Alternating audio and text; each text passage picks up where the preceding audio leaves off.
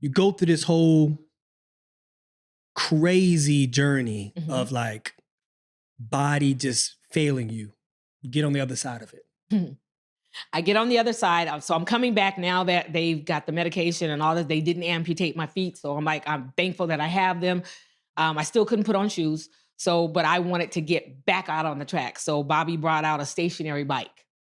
And while everybody else was warming up, I'd ride the stationary bike. When they do sprints, I go faster on the bike. When they go, and they do cool down, I go slower. Couldn't get in the weight room because it just was not safe. So now this will show you that I'm the grandmother. Back in the day, we had the big telephone books, the white pages and the yellow pages that had everybody's number in it. I used to strap them to my hamstring, strap them to my calves, and I'm like doing exercises at home. That's how I did the weight. That's what I'm talking about. With like for real, like yes. That's because I wanted to get back out there. Yeah. And that was what I needed to do. I had to be back in that environment. I had to know that it was not me. This is something that happened to me. And that, like they say, whatever doesn't kill you makes you stronger. Mm-hmm. So I felt like, okay, put the big S on my chest. I got this. Now, coming back, the crazy part was my Graves' disease was under control.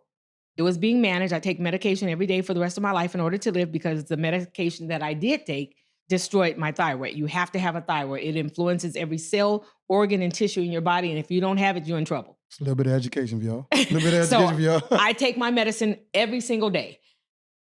And I'm like, okay, I was, like I said, in the beginning, I was having like problems with my eyes. They were bulging. They wouldn't sleep. They wouldn't, even when I did sleep, when I had insomnia, but the times that I did sleep, my eyes never closed completely. They were painful. They were red. There was all kinds of stuff going on. So I figured, okay, once the Graves, because nobody ever told me anything different. So once the Graves' disease is under control, everything else is going to be fine. And it wasn't. I came back and I'm back, but I'm like, my vision's still blurry. I'm having trouble seeing the hurdles that I'm going over. And I didn't say anything because I'm like, I should be thankful to be alive. Well, what am I complaining? This must be a residual effect of the Graves' disease. So we run in rhythm anyway. 8 steps from the blocks to the first hurdle, 3 steps in between, 5 steps off the last hurdle to the finish line. Run in rhythm, get the knee up and keep it moving. So you basically was hurdling with your eyes closed.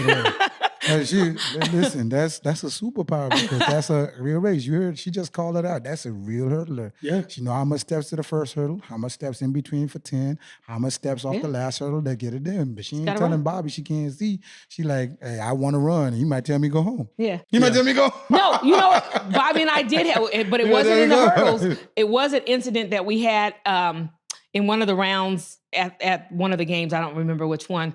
But I was still having like the tingling and stuff like that in my feet. And I didn't run the 100 the way I was supposed to run it. Per him.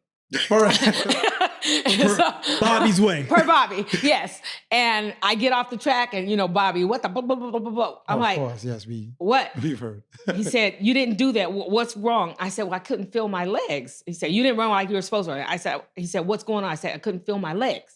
He said, what do you mean you couldn't feel your legs? I said, I couldn't feel my legs. He said, is that one of those effects? I'm like, I don't know, I guess. He said, well, can you feel your arms? I said, yeah. He said, well, then work the HELL out your arms, tell your feet to keep up. Okay. and that's what I did. Yeah. So it was like, you know what? You're here. So my mentality was, you're still living. You're still breathing. You take uphill every day for your rest of your life. That's a very small price to pay to have the quality of life, to be able to go out here and do the things you do. If you take that for granted, that's on you. Get your tail in gear, let's go. And that's the talk that I had to myself. So all that she's talking about happened in 1990, correct? 1991. And I came back World Championships 1991. Well, she came back World Championships, but she ain't telling you she got a silver medal in the World Championships. And I was the happiest silver medalist ever. Can I just explain it to you? It will always be gold. Okay, but what I'm saying, platinum. Vibranium. What I'm saying is that should have derailed her. Like, I mean, she just was happy running. Yeah. But to show her strength and her resilience, she came back after all that 82 pounds, all the radiation, all of that, to silver medal, bro.